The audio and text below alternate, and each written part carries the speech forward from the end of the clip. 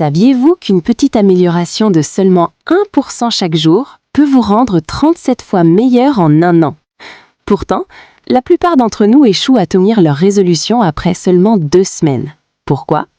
Parce que nous nous concentrons sur les objectifs, alors que nous devrions nous concentrer sur les systèmes. Bienvenue sur Sommet du Savoir.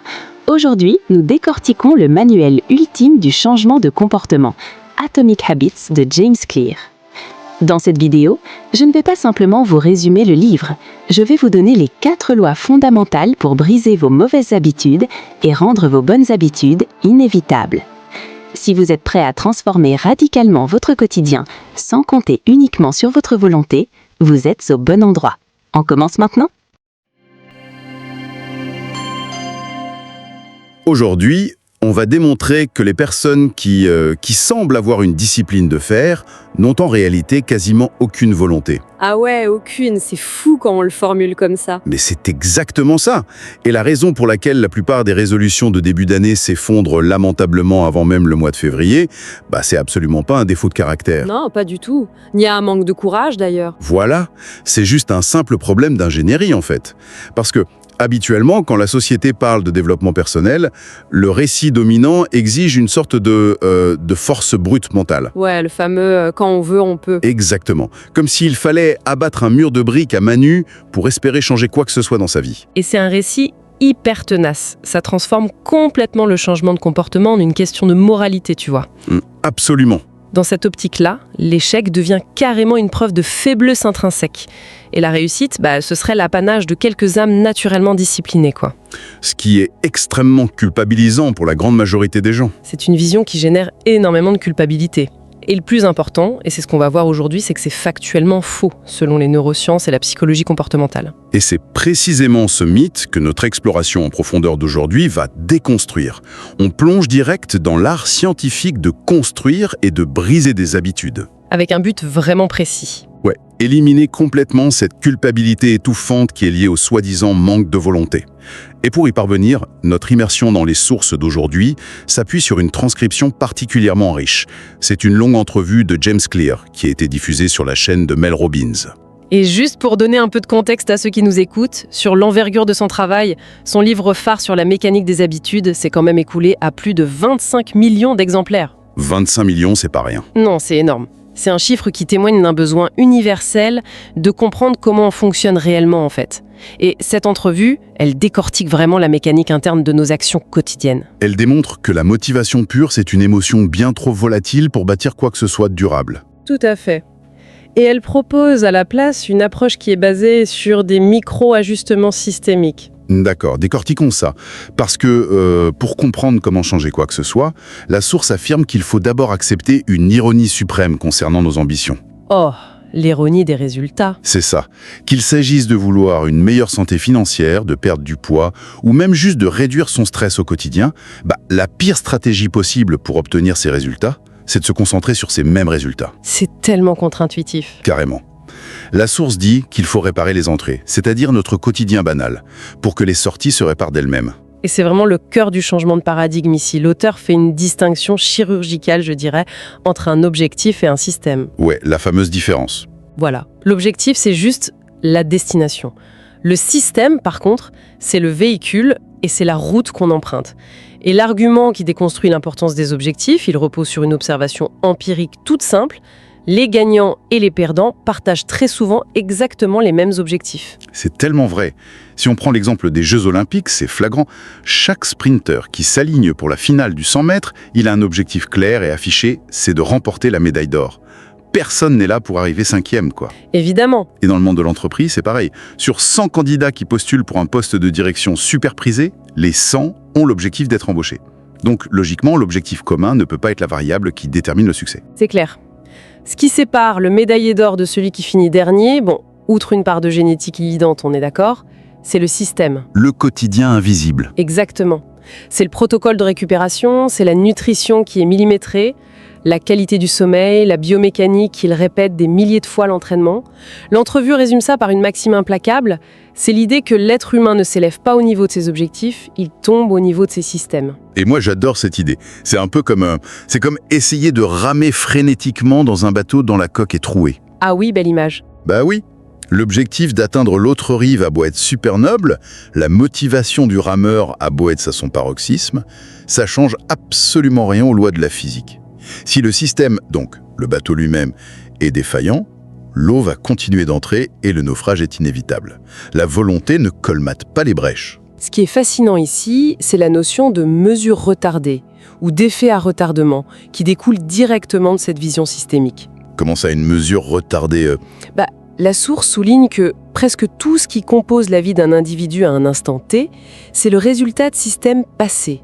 Par exemple, le solde d'un compte bancaire, c'est pas un indicateur de notre valeur présente, c'est la mesure retardée de nos habitudes de consommation et d'épargne des 10 dernières années. Ah ouais, vu comme ça. Pareil pour le physique. Le niveau de forme physique, c'est la mesure retardée des habitudes sédentaires ou actives des mois précédents. Et même le stress chronique, c'est très souvent la mesure retardée d'une incapacité prolongée à poser des limites. C'est incroyable comme ça enlève un poids, la charge de culpabilité disparaît presque instantanément quand on intègre cette logique-là. Complètement. Pour notre public, pour quiconque nous écoute et ressent une certaine frustration face à une stagnation personnelle, cette grille de lecture change la donne. L'incapacité à changer, c'est pas une défaillance morale. Non, c'est tout simplement que le système actuel fonctionne à la perfection pour produire exactement les résultats actuels. Le bateau troué coule parfaitement bien. C'est exactement ça.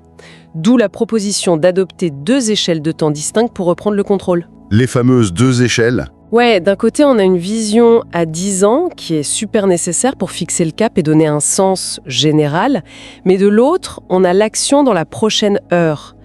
La vision décennale, elle n'a absolument aucun pouvoir d'exécution. 0. Le seul véritable espace de pouvoir qu'on a, c'est l'heure qui vient. Donc la question n'est plus comment transformer ma vie dans sa globalité, mais quelle micro-action est-ce que je peux insérer dans les 60 prochaines minutes pour valider cette grande vision. Mais là, il faut quand même s'arrêter 2 secondes sur cette notion de micro-action. Parce que face à de grandes ambitions, l'idée de faire quelque chose de minuscule, ça génère souvent une forme de rejet intellectuel.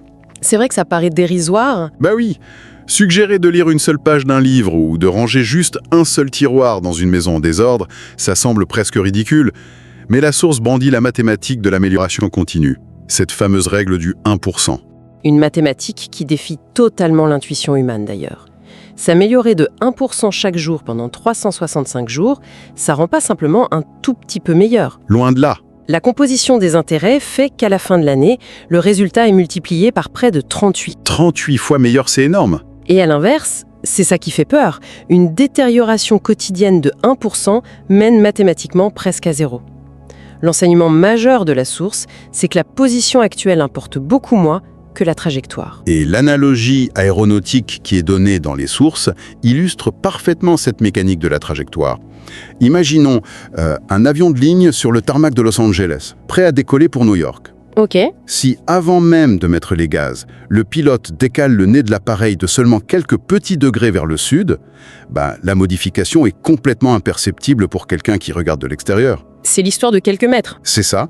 Pourtant, en traversant tout le continent américain, cet angle minime va tellement s'amplifier que l'avion n'atterrira jamais à New York. Il atterrira à Washington, D.C. C'est fou. Une différence d'arrivée de plusieurs centaines de kilomètres qui est causée par un infime pivotement au départ. Et cette théorie un peu abstraite, elle prend une dimension vraiment viscérale dans l'entrevue, notamment à travers le récit d'un grave accident que l'auteur a subi. Ouais, cette histoire est glaçante. Vraiment.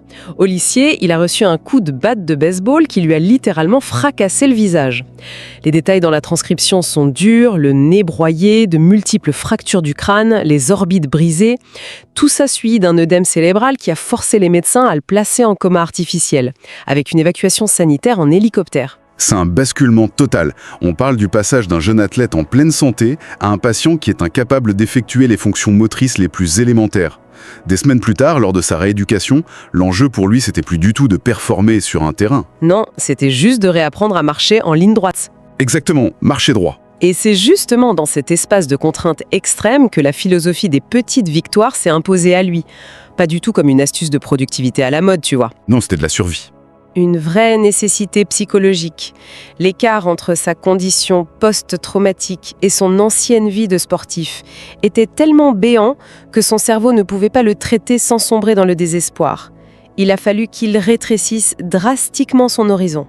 Tout réduire. L'objectif ne pouvait plus être « je vais rejouer au baseball », ça devait se résumer à « est-ce que je peux supporter la douleur pour étudier juste 10 minutes aujourd'hui ?» Et la fin de cet arc narratif montre qu'en accumulant ces victoires qui paraissaient complètement dérisoires sur le moment, il a fini, des années plus tard, par devenir capitaine de son équipe universitaire et obtenir une distinction sportive nationale majeure. C'est la preuve vivante du 1%.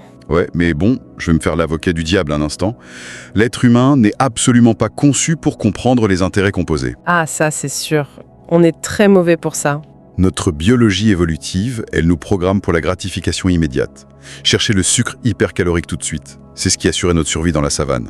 Pas la planification de notre santé cardiovasculaire sur 10 ans, quoi. C'est très juste. Donc, quand quelqu'un fait une seule pompe dans son salon, son cerveau réclame un résultat immédiat. Il regarde dans le miroir, il voit aucun changement musculaire et du coup, il hurle à l'utilité de l'effort. Comment est-ce que cette méthode permet de contourner cet instinct de survie qui nous pousse presque tous à l'abandon ? En s'appuyant sur l'identité plutôt que sur la physiologie. Et franchement, c'est l'un des concepts les plus puissants de toute cette analyse. Pour maintenir cette trajectoire de 1% face à cette absence cruelle de résultats visibles au début, il faut que l'action soit déconnectée du désir matériel. Ok, et reconnecté à quoi du coup ? À la perception de soi. L'entrevue modélise ça de façon très visuelle avec la métaphore de l'oignon. C'est là que ça devient vraiment intéressant. Parce que la majorité des tentatives de changement, en fait, s'attaquent à la mauvaise couche de cet oignon. En effet, ouais. La couche externe de l'oignon, elle représente les résultats, donc perdre du poids, écrire un livre, etc. La couche intermédiaire, c'est les processus. Aller à la salle de sport, s'asseoir à son bureau pour taper à l'ordinateur. Et le cœur absolu, le centre, c'est l'identité. Nos croyances, notre vision du monde, la personne que l'on estime être au fond de nous. Et l'erreur commune, c'est de commencer par l'extérieur. On formule le désir de perdre 20 kilos, on se force à appliquer le processus, genre courir tous les matins à 6 heures sous la pluie, et on espère secrètement que cette souffrance finira par faire de nous une personne sportive. Alors que la proposition ici, c'est de renverser totalement le vecteur de changement. Il ne faut plus du tout se demander qu'est-ce que je veux accomplir, mais plutôt qui est-ce que je souhaite devenir. Changer la question de base. Exactement.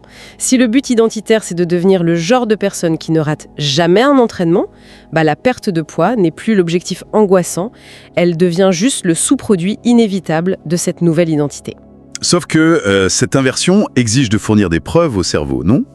Parce que l'approche populaire qu'on voit partout sur les réseaux sociaux, le fameux « fake it till you make it », faire semblant jusqu'à la réussite, ça trouve vite ses limites neurologiques. Oh que oui, le cerveau humain est très fort pour détecter l'incohérence. Répéter des affirmations positives dans un miroir le matin, sans qu'absolument aucune action ne vienne les appuyer dans la journée, ça crée juste une énorme dissonance cognitive. C'est du mensonge interne. Voilà. En revanche, faire une seule pompe, même si c'est minime, c'est fournir une preuve irréfutable à la psyché humaine. L'action mineure court-circuite complètement le besoin de gratification visuelle, parce que la gratification, ça devient l'alignement immédiat avec la nouvelle identité. L'analogie électorale utilisée dans les sources illustre cette mécanique de la preuve de façon brillante, je trouve. Ils disent que chaque micro-action est un vote qu'on glisse dans l'urne pour la personne que l'on veut devenir. J'adore cette métaphore. Elle est géniale, parce que le principe même d'une élection démocratique, c'est qu'il n'est pas nécessaire d'obtenir 100% des suffrages pour gouverner. La majorité suffit amplement. C'est très déculpabilisant, encore une fois. Mais carrément, rater une séance de sport, craquer sur un gros repas de fast-food, ce ne sont finalement que quelques bulletins de vote qui ont été glissés par erreur pour l'ancienne identité. Ça remet pas du tout en cause l'élection globale, tant que la majorité des actions quotidiennes, donc la majorité des votes, continue de s'accumuler en faveur du nouveau candidat interne. Et cette identité interne, elle possède d'ailleurs une dynamique propre, qui est abordée dans l'entrevue à travers la notion des saisons de la vie. Les saisons de la vie. Ouais. S'accrocher à une habitude qui correspondait à une identité passée, c'est une source majeure de friction. Les systèmes doivent impérativement s'adapter à notre réalité présente. Par exemple, un individu célibataire et sans enfant qui s'entraîne les 2 heures par jour, il vit une saison spécifique de sa vie.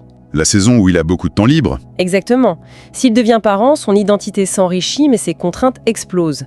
S'il tente de maintenir ses 2 heures d'entraînement comme avant, il va échouer à coup sûr et il va se sentir terriblement coupable. Le système est brisé.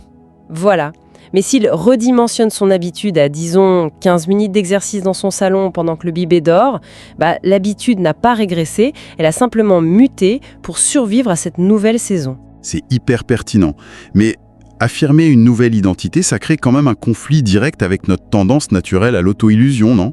C'est tellement confortable de se percevoir intellectuellement comme un grand lecteur ou un grand sportif, tout en passant ses soirées vautrées sur le canapé.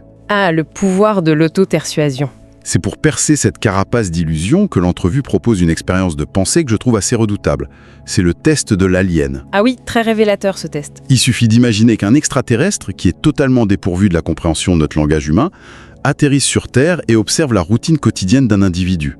Cet observateur silencieux n'entend pas les justifications grandiloquentes qu'on se donne à soi-même, il perçoit pas notre fatigue, ni nos bonnes intentions, il fait juste compiler les actions physiques qu'il voit. Et les conclusions de cet observateur externe seraient très souvent dévastatrices pour l'ego humain. Oh oui. Face à quelqu'un qui justifie son absence d'activité physique en disant « j'ai pas le temps, je suis débordé », mais qui passe ensuite 2 heures et quart à faire défiler des vidéos courtes sur un téléphone.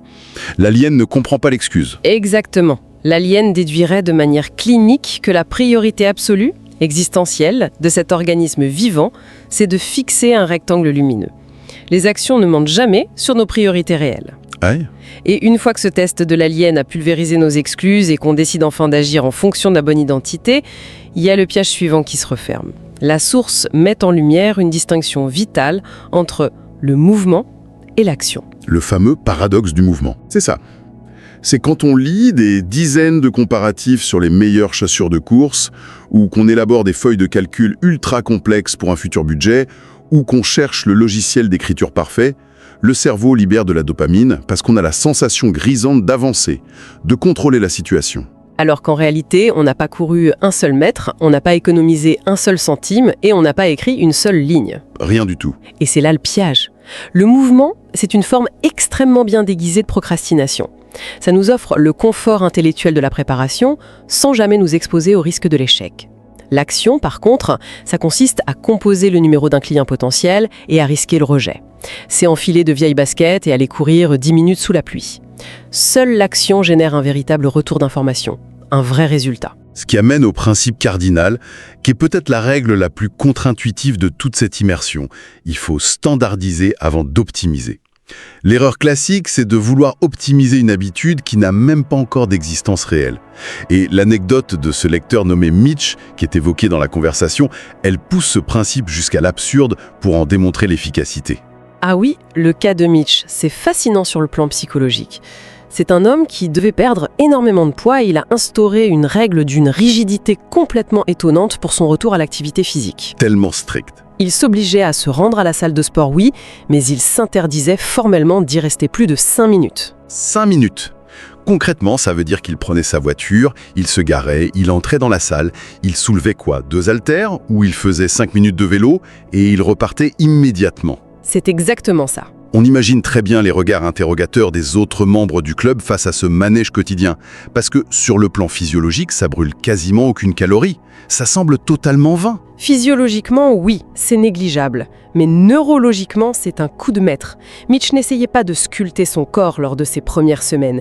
Il forgeait l'identité neurologique d'une personne qui fréquente assidûment la salle de sport. Il a maîtrisé la compétence fondatrice de tout changement, l'art de se pointer. L'art de se pointer, c'est génial. Était standardisé dans son cerveau, optimiser la durée pour passer de 5 minutes à 1 heure, c'est devenu un jeu d'enfant. D'ailleurs, il a fini par perdre plus de 45 kilos. 45 kilos en commençant par 5 minutes par jour. Cela heurte pourtant une croyance populaire tenace. Cette idée qu'il faut d'abord ressentir de la motivation pour enclencher une action. Pourquoi est-ce que la mécanique des habitudes exige de forcer l'action avant même qu'une once de motivation n'apparaisse ? Si on relie ça à une vision plus globale de la chimie et de la physique, tout s'éclaire grâce au concept d'énergie d'activation. C'est-à-dire ? Toute réaction chimique nécessite un pic d'énergie initial pour démarrer. Tu sais, l'étincelle qui lance la combustion. Dans le comportement humain, c'est pareil. L'énergie d'activation requise pour une séance d'entraînement intense de 45 minutes, elle est colossale. Elle demande une réserve de motivation énorme. Une réserve qui s'épuise en plus avec la fatigue de la journée. Donc la règle des 2 minutes dont il parle. Exactement. La règle des 2 minutes vise à réduire cette énergie d'activation à un niveau proche de 0. Lire un livre, ça devient juste ouvrir le livre et lire une phrase. L'effort intellectuel pour résister disparaît complètement. Et comme le souligne très bien l'entrevue, le poids le plus lourd à soulever dans n'importe quelle salle de sport, c'est la porte d'entrée. C'est tellement bien dit. L'action mécanique modifie la physiologie, ça crée un léger mouvement qui génère lui-même un sentiment d'efficacité. C'est l'action qui produit la motivation de continuer, et non l'inverse. Ok, mais une fois que la porte d'entrée est franchie, comment on fait pour s'assurer que le cerveau ordonne d'y retourner le lendemain? C'est là que la discussion plonge dans l'ingénierie même de la boucle de l'habitude. Ce n'est pas de la magie, on parle d'un processus en 4 étapes immuables. Le signal, l'envie, la réponse et la récompense. Et la neurologie derrière cette boucle, elle est principalement guidée par la dopamine. Ce qui est crucial à comprendre, c'est que le pic de dopamine ne se produit pas uniquement au moment de la récompense. En fait, il explose massivement au moment de l'envie, juste après le signal, dans l'anticipation du plaisir. L'anticipation, c'est le moteur. C'est ça. Pour instaurer un nouveau comportement, l'ingénierie comportementale propose de manipuler ces 4 variables. Il faut rendre le signal évident, l'action attractive, la réponse facile et la récompense satisfaisante. L'aspect attractif est souvent négligé, je trouve, parce qu'on associe tellement la discipline à l'austérité et à la souffrance. Mais l'histoire de la salade faite dans un bol, ça prouve qu'il faut parfois ruser avec son propre cerveau, non? Ah oui, cette anecdote est géniale. C'est l'histoire d'une personne qui cherchait à cimenter l'habitude d'apporter un déjeuner sain au bureau tous les jours, mais elle détestait la morosité des salades classiques. La solution qu'elle a trouvée? Le regroupement des tentations. Elle a commencé par parsemer ses salades de morceaux de barres chocolatées et de chips. Dans une salade? Ouais. Sur le plan purement diététique, c'est clair que c'est une aberration temporaire. Mais sur le plan comportemental, c'est du génie absolu. Le cerveau anticipait le sucre et le sel, créant cette fameuse envie dopaminergique. L'habitude logistique d'apporter son repas s'est ancrée sans aucune douleur. Et une fois que ce chemin neuronal était bien consolidé, il a suffi de retirer progressivement les éléments malsains pour optimiser le contenu. Cette ingénierie de l'attractivité et de la friction révèle quand même une vérité assez inconfortable sur ce qu'on appelle le contrôle de soi. Les individus que l'on perçoit de l'extérieur comme des modèles de maîtrise personnelle capables de résister à toutes les tentations, en fait, ils ne livrent en réalité aucune bataille interne. Ils excellent simplement dans la conception de leur environnement. Les études corroborent totalement ce point. La volonté est une ressource épuisable, intimement liée à l'activité de notre cortex préfrontal. Lutter contre une tentation qui est visible draine cette énergie très vite.